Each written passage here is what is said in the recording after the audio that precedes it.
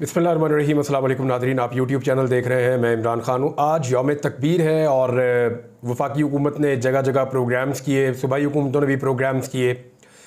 आज के दिन में 26 साल पहले पाकिस्तान ने एटमी धमाके किए और पाकिस्तान का दिफा जो है वो नाकाबिल तस्खीर हो गया। ये मामला शुरू होता है जुल्फ़िकार अली भुट्टो साहब के दौर से, जब पाकिस्तान को पता चलता है कि भारत एटमी ताकत बनने के ख्वाब देख रहा है और अगर भारत के पास एटम बम आ गया तो पाकिस्तान हमेशा एक छोटी ताकत के तौर पे उससे मरगूब हो जाएगा। तो इस सूरत हाल में पाकिस्तान ने भी फैसला किया, फिर इक़दामात लिए गए, वो तारीख का हिस्सा है। डॉक्टर अब्दुल कदीर ख़ान का इसमें बहुत बड़ा किरदार था। डॉक्टर समर मुबारक मन थे, उनकी एक पूरी टीम थी। यहाँ पे बहुत सारे साइंटिस्ट थे जो काम कर रहे थे और उन्होंने दिन रात काम किया। उन्होंने अपनी ज़िंदगियाँ इसी एक काम के लिए वक्फ कर दी और दिन रात एक करते हुए उन्होंने एटम बम बनाने की सलाहियत हासिल कर ली। जो इतलात हैं उनके मुताबिक तो ये है, और जो तारीख के अंदर जो साइंटिस्ट भी क्लेम करते हैं कि पाकिस्तान बहुत पहले एटमी सलाहियत हासिल कर चुका था।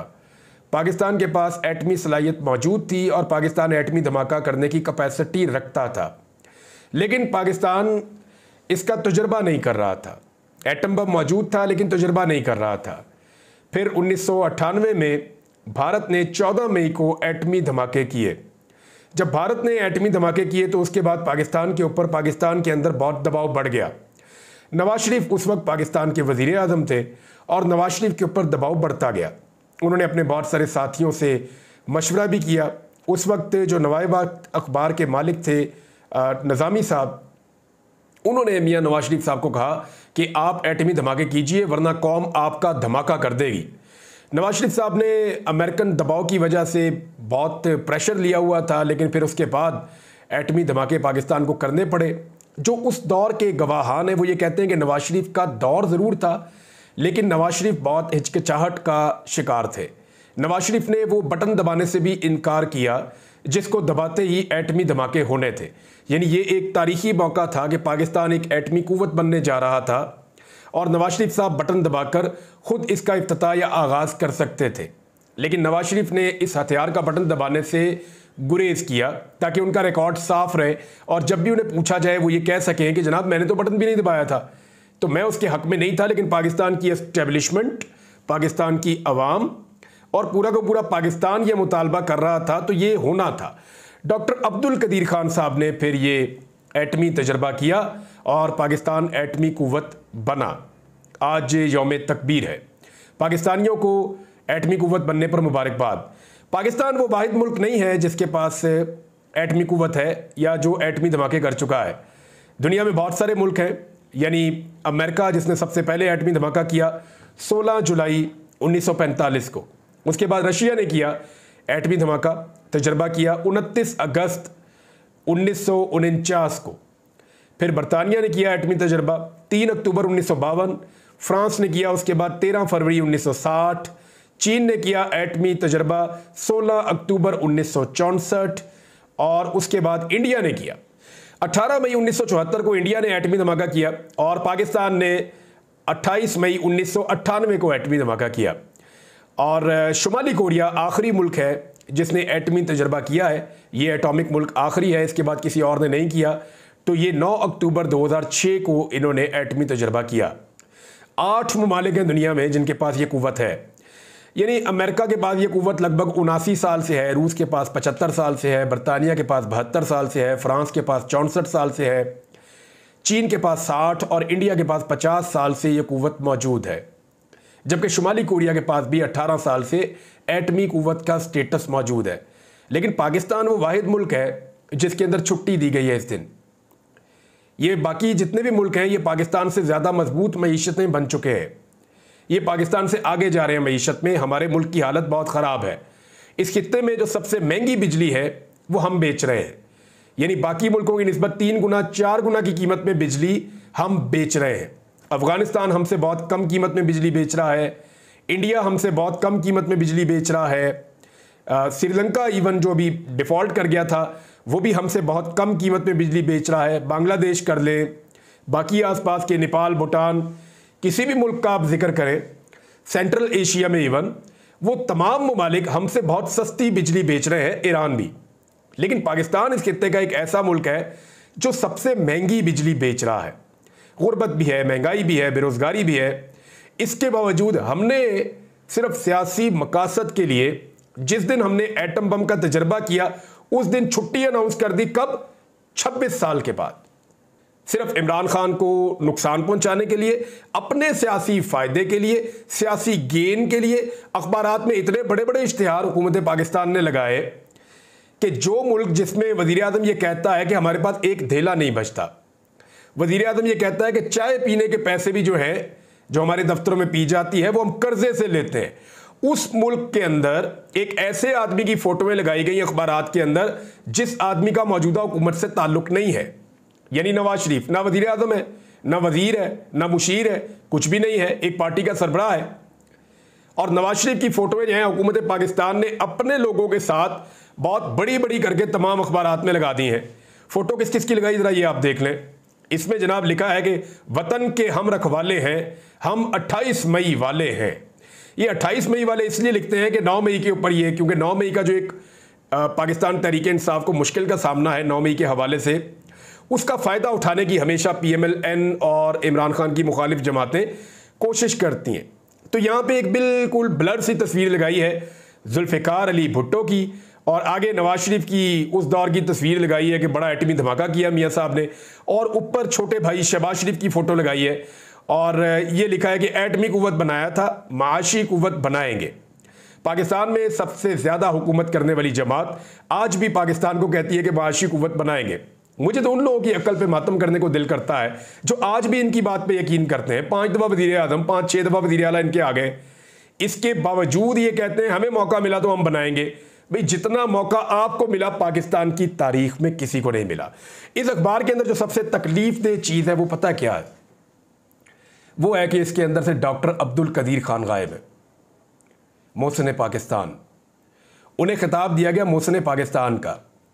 इंडिया में जिस शख्स ने एटम बम तैयार करने के लिए कोशिश की, डॉक्टर अब्दुल कलाम, उनको इंडिया का सदर बनाया गया था।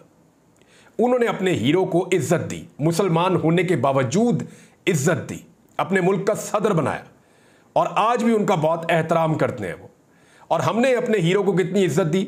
नज़रबंद किया, परेशान किया, केसेस के अंदर घेरा, और वो अपने मुंह से कह रहे हैं कि 4000 कुछ उनकी पेंशन उनको आती थी जब उन्होंने एटम बम बनाकर पाकिस्तान का दिफा नाकाबिले तस्खीर कर दिया। तो उसके बाद क्या यही सलूक करना था हमने मोहसिन पाकिस्तान के साथ? उनको सिर्फ एक टाइटल दिया गया मोहसिन पाकिस्तान। जिंदगी के आखिरी दिन उन्होंने जिस तरह गुजारे, मेरे कुछ दोस्त हैं जो उनके बहुत करीब थे, वो मुझे बताते हैं कि डॉक्टर साहब बहुत खाइफ थे पाकिस्तान की एस्टेब्लिशमेंट से और पाकिस्तान की हुकूमतों से। स्पेशली वो नवाज शरीफ से बहुत नाराज थे कि नवाज शरीफ ने उन्हें वो इज्जत नहीं दी जिस इज्जत के वो हकदार थे, कौम ने ही नहीं दी एक तरह से। लेकिन आज भी आप देखें ना कि अखबार के अंदर हुकूमत पाकिस्तान इश्तिहार छापती है, नवाज शरीफ का मुंह लगा देते हैं उसके ऊपर भी, और डॉक्टर अब्दुल कदीर खान साहब कहीं नहीं है जो मोहसिन पाकिस्तान है, जिन्होंने ये एटम बम आपको बना कर दिया था, जिनको खुद नवाज शरीफ ने कहा था कि ये मोहसिन पाकिस्तान है। जो अपने मोहसिनों को भूल जाए वो कितना खुदगर्ज होगा, आप यहां से अंदाजा कर लीजिए। आज भी सरकारी पैसे से इश्तिहार छप रहा है और जो मोहसिन पाकिस्तान है उसकी इसके अंदर तस्वीर नहीं आ रही। अच्छा, हुकूमत की जानिब से बड़ा अजीबोगरीब काम हुआ। भाई मामला है 28 मई का, दिन है 28 मई। एक तो आपने इसलिए छुट्टी अनाउंस कर दी, सब लोग यही कह रहे हैं कि अगर करनी होती तो पहले से आप कर रहे होते। अब आपको इसलिए ख्याल आ गया और आपने छुट्टी अनाउंस कर दी क्योंकि आपने आज साइफर वाला केस नहीं लगने देना था अदालत में। आप कोशिश कर रहे थे कि इमरान खान को अंदर रखने के लिए कोई और जवाज़ और तरीकाकार इख्तियार किया जाए। फिर साथ ही आपने एक ऑर्डिनेंस भी जारी करवा दिया नैब से रिलेटेड, सदर पाकिस्तान जो कायम मकाम है उनकी जानिब से, यूसुफ रज़ा गिलानी, और साथ दूसरा ऑर्डिनेंस भी एक और जारी करा दिया। तो रातों रात गेम डाल दी इन्होंने कि इमरान खान अगर बाहर आए तो हमारे साथ मुज़ाकरात के नतीजे में बाहर आए, वरना ना आए। अब हुकूमती वज़रा सुबह से लेकर शाम तक या शहबाज शरीफ की तकरीर सुन लें, नवाज शरीफ की सुन लें, बाकी सब की सुन लें, तो ऐसा लगता है कि इनको इमरान खान फोबिया हो गया है। एक आदमी जेल में बैठा है, जेल के अंदर मौजूद है, और उसने इनको पागल कर दिया है, सारा का सारा टब्बर ज़हनी मरीज बनाकर रख दिया है। वो जब सोते हैं इमरान खान, जब उठते हैं इमरान खान, जब माइक के सामने आते हैं इमरान खान, कैबिनेट में बैठते हैं इमरान खान, कैबिनेट से बाहर आते हैं इमरान खान, ईवान के अंदर जाते हैं इमरान खान, मुल्क से बाहर जाते हैं इमरान खान, मुल्क के अंदर आते हैं इमरान खान। तो इमरान खान तो होगा भाई, यानी इनके आसाब के अंदर सवार है इमरान खान। शहबाज शरीफ की तकरीर मैंने सुनी तो मुझे ऐसा लगा वज़ीर आज़म ने, ये कोई डरा हुआ आदमी है जो इमरान खान से बहुत खौफजदा है और बार बार क्या कह रहे हैं 1971, आपने 1971 का नाम क्यों लिया? क्या आप पाकिस्तान तोड़ना चाहते हैं? आप शेख मुजीबुर रहमान का नाम क्यों ले रहे हैं? क्या आप पाकिस्तान के टुकड़े करना चाहते हैं? उस वक्त भी पाकिस्तान को तोड़ने की एक सोच थी, आज भी पाकिस्तान को एक तोड़ने की सोच है। भाई इमरान खान ने तो कहा ही कुछ नहीं। भाई इमरान खान तो जेल में है, उसका तो स्टेटमेंट ही नहीं आया, उसने तो एक जुमला नहीं बोला, एक लफ्ज नहीं बोला, उसने तो सिर्फ एक मशवरा दिया कौम को। मशवरा उन्होंने कौम को यह दिया कि हुमूदुर रहमान कमीशन की एक रिपोर्ट है, वो रिपोर्ट आप पढ़ लें। बस कौम को सिंपल इमरान खान ने एक मशवरा दिया कि हुमूदुर रहमान कमीशन की रिपोर्ट है, रिपोर्ट आप पढ़ लें। इसके ऊपर सबको आग लगी हुई है। भाई शेख मुजीब का नाम ले लेकर सियासत बड़े लंबे अरसे तक किसने की? नवाज शरीफ साहब ने की, और ठीक की थी, सही कह रहे थे वो, किसी को गद्दार करार नहीं देना चाहिए। नवाज शरीफ ने अपने मुंह से कहा था कि शेख मुजीब गद्दार नहीं था, शेख मुजीब पाकिस्तान के साथ रहना चाहता था, पाकिस्तान के हक में था, ये नवाज शरीफ ने कहा था। मैं नवाज शरीफ की बात से इत्तफाक करता हूं, लेकिन आज वही नवाज शरीफ और उसकी पॉलिटिकल पार्टी सिर्फ इमरान खान के ये कहने पर कि एक कमीशन की रिपोर्ट बनी हुई है, हुमूदुर रहमान कमीशन, उस रिपोर्ट को पढ़ लें पाकिस्तानी, ताकि उन्हें आइडिया हो जाए कि पाकिस्तान कैसे दो टुकड़े हुआ था, ताकि आइंदा इस तरह का रास्ता रोका जा सके। लेकिन बहुत सारे जो तबलची हैं, जो दरबारी हैं, वो बेनकाब हो गए। बहुत सारे जो पॉलिश हाथ में पकड़ के दिन रात फिरते हैं, वो बेचारे बेनकाब हो गए। अब मामला यह है कि पाकिस्तान तहरीक इंसाफ ने भी इसके ऊपर एक स्टेटमेंट जारी किया, लेकिन पहले नवाज शरीफ साहब ने क्या कहा? नवाज शरीफ साहब ने कहा कि साकिब नसार का फैसला रद्दी की टोकरी में डाल दिया गया, कौम जश्न मनाए, खुशियां मनाए, और मैं बड़ी मुश्किल से जो है दोबारा बन गया हूँ अपनी पार्टी का सदर, और आपके सामने दोबारा खड़ा हूँ। ये जो फैसला मेरे बारे में किया था कि ता हयात मैं नाअहल हो गया हूँ, तो मैंने अपने बेटे से तनख्वाह नहीं ली थी, दरारें डालने की कोशिश की गई थी, फिर उन्होंने अपनी बेटी की तारीफ़ की, अपने भाई की तारीफ़ की, अपने भतीजे की तारीफ़ की, बाहर वालों सबको वो भूल गए। फिर उन्होंने ये कहा कि जी कौम को बड़ी मुबारकबाद, मेरी बेटी को बड़ी मुबारकबाद, और एक शाहिद खाकान अब्बासी साहब का उन्होंने नाम लिया। और शाहिद खाकान अब्बासी साहब तो खुद आजकल कह रहे हैं कि ये हुकूमत जो है वो 2 नंबरी से बनी है। नवाज शरीफ साहब वो भी बात बताएं।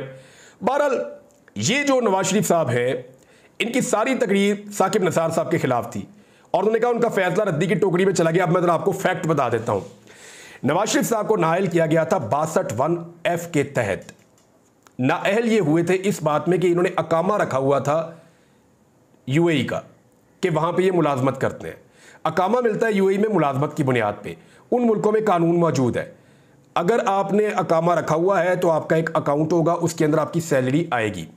नवाज शरीफ साहब उसमें सैलरी लेते भी रहे और नहीं भी लेते रहे, लेकिन कानून के मुताबिक नवाज शरीफ साहब एक तनख्वाह पे काम करने वाले मुलाजिम थे उस मुल्क में, जिस बुनियाद पे उनके पास अकामा मौजूद था, जिसको उन्होंने डिक्लेयर नहीं किया। यानी वज़ीर आज़म पाकिस्तान एक और मुल्क में मुलाजमत कर रहा है और वो डिक्लेयर करके नहीं बता रहा जी मेरे पास पहले अकामा था यूएई का, और उसको डिक्लेयर भी नहीं कर रहा। तो ये मियाँ साहब के लिए एक ऐसा इशू बना जिस पे उनको नाअहल किया गया। अब इसके अंदर अगर आप गौर करें तो जो बेंच था उसमें खोसा साहब और गुलजार साहब, इन्होंने तो पहले ही कह दिया जी मियाँ साहब नाअहल बनते हैं हमारे मुताबिक। बाकी 3 जजों ने कहा जी नहीं इतनी जल्दी नाअहल ना करें, इसकी इंक्वायरी कर लेते हैं। एजाज अफजल साहब, एजाजुल एहसन साहब और अजमत सईद साहब, इन 3 मुअज़्ज़िज़ जज साहिबान ने फिर इसके ऊपर इंक्वायरी करवाई और उसके बाद नवाज शरीफ को नाअहल करार दे दिया। ये जो 5 जजेस के मैंने आपके सामने नाम लिए, इनमें तो साकिब नसार साहब है ही नहीं, वो तो इसमें मौजूद ही नहीं है। तो साकिब नसार साहब का फैसला कौन सा रद्दी की टोकरी में गया जनाब। और दूसरी बात यह है कि नवाज शरीफ साहब, आप NRO 2 के आने के बाद, यानी जब आपके भाई की यहां पे हुकूमत बन गई, तो नैब ने आपके लिए गुंजाइश निकाली, कादी फायद ईसा साहब फिर बन गए चीफ जस्टिस ऑफ पाकिस्तान, आपके लिए गुंजाइश पैदा होती गई। नैब ने आपके लिए गुंजाइश निकाली और आपके केसेस जो हैं, वो जो करप्शन वाले हैं और वो दीगर मामलात हैं, नाजायज जायदाद बनाने वाले जो मामलात हैं, वो NRO 2 के बाद आपके मामलात खत्म हुए मियां नवाज शरीफ साहब। जब तक NRO 2 नहीं आया, नाजायज जायदाद वाला केस आपका चल रहा था। वो आपका NRO 2 आने के बाद जब सारा माहौल बन गया, तो उसके बाद वो केस नैब ने खत्म किया, वो खुद ही पीछे हट गए। अब आ जाए नाअहली वाले मामले पे। नवाज शरीफ साहब को ताहयात नाअहल किया गया था। इसमें उन्होंने एक नज़रसानी की अपील की थी, वो अपील भी खारिज हो गई थी। और ताहयात नाअहली बरकरार रखी गई थी उमर अता बंदयाल साहब के दौर में। अब उसके बाद यह हुआ कि एक और केस में, जो नवाज शरीफ का नहीं था, एक और केस में बाद में अदालत ने यह फैसला किया जो नाअहली है वो ताहयात नहीं, वो 5 साल होनी चाहिए, तो टेक्निकल रीजंस थी। तो उसका फायदा नवाज शरीफ को भी हुआ और उसका फायदा जहांगीर तरीन को भी हुआ। तो नवाज शरीफ साहब, आपका फैसला वो आज भी मौजूद है। आप 5 साल की नाअहली काट चुके हैं। 5 साल की नाअहली काटने के बाद अब आप दोबारा एलिजिबल हो गए हैं। आप इलेक्शन भी लड़ सकते हैं, आप पार्टी के सदर भी बन सकते हैं। तो वो जो फैसला था 5 जजेस का, वो रद्दी की टोकरी में नहीं गया, उसके ऊपर इंप्लीमेंट हुआ और उस फैसले के मुताबिक आप 5 साल तक नाअहल रहे। बाद में अदालत ने फैसला किया जी कि ताहयात ना करें, 5 साल कर दें। तो आपको नए फैसले में एक रिलीफ मिला है। वो भी फैसला किसी और के ऊपर था, लेकिन आपको उसका फायदा पहुंच गया। जहांगीर तरीन साहब को भी उसका फायदा पहुंच गया। तो ये है वो हकायक। और साकिब निसार साहब को तो चाहिए कि छोड़े खौफ और डर को, निकल के जाके डेफेमेशन का केस करें। उनका बेटा एक एप्लीकेशन देकर केस कर सकता है नवाज शरीफ पे, फिर देखते हैं नवाज शरीफ साहब कितना बोलते हैं। तारुल कादरी साहब केस कर सकते हैं नवाज शरीफ पे। पाकिस्तान तहरीक इंसाफ ने इसके ऊपर अपना स्टेटमेंट जारी किया है। तहरीक इंसाफ ने कहा जी कि चेरी ब्लॉसम और हवारियों की बेहुदा बयानबाजी की शदीद हम मजम्मत करते हैं।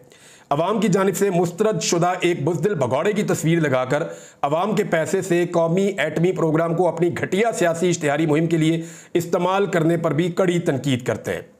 पाकिस्तान का जोहरी प्रोग्राम पाकिस्तान का अवाम का असासा है, जिसका आगाज़ कौम ने अपना पेट काट कर किया और अपने पेट पर पत्थर बांधकर इसे मुकम्मल करवाया। अब्दुल कदीर खान की क़यादत में कड़ी मेहनत से पाए तकमील पर पहुंचाया। बात बात पर पैर पकड़ने वाले बुज़दिल भगौड़े की बजाय आज के रोज़ कौम के हकीकी मौसनों को खराज तहसीन पेश किया जाए। और चीज़ें आपको मैं बताऊंगा, लेकिन बाद में बताऊंगा। एक चीज़ जाते जाते आपको बता दूं कि मलिक रियाज साहब की एक ऑडियो आई है, और आई नहीं, वो आई है, यानी वो डेलिबरेटली आई है, मुझे ऐसा लगता है। और मलिक रियाज साहब की एक वार्निंग है। उन्होंने कहा मैनू ना छेड़ो, क्योंकि अगर मुझे छेड़ेंगे तो मैं बहुत कुछ जानता हूं और मैं सारा कुछ बता भी दूंगा। क्योंकि मलिक रियाज साहब के ऊपर दबाव डाला जा रहा था इमरान खान साहब के खिलाफ गवाही देने पे, उन्होंने इनकार कर दिया। अब उनका जो पाकिस्तान के अंदर कारोबार है उसको नुकसान पहुंचाया जा रहा है। वो एक कारोबारी आदमी अपने कारोबार का नुकसान तो कभी बर्दाश्त करता नहीं है। तो कारोबारी आदमी के पास जब राज होना तो ज़्यादा खतरनाक हो जाता है। और जितने राज मलिक रियाज के पास है ना, बहुत सारी हार्ड ड्राइव्स भी आप इकट्ठी कर लेना तो इतने राज नहीं हो सकते। तो मलिक रियाज साहब ने कहा जी मैंने एक पूरी की पूरी वीडियो भी रिकॉर्ड करवा रखी है, और अगर मेरा नुकसान होगा ना तो फिर मैं सारा कुछ ही बता दूंगा, इंकशाफ कर दूंगा। ये उनकी एक ऑडियो सामने आई है। उसके बाद बहुत सारे लोगों की नींदें हराम हो जाएंगी, क्योंकि बेशुमार लोगों के बेशुमार कारनामे। वैसे मलिक रियाज ने अगर कौम पे कोई एहसान करना है ना, तो मेहरबानी करके अपनी पूरी आप बीती में जिस जिसको जो दिया है ना, और जिस जिससे जो लिया है, वो सारा कुछ एक दफ़ा बता दें, और अगले 50-100 साल के लिए पाकिस्तान का भला कर जाए। अब तक के लिए इतने, अपना ख्याल रखिएगा, अपने चैनल का भी। अल्लाह हाफिज़।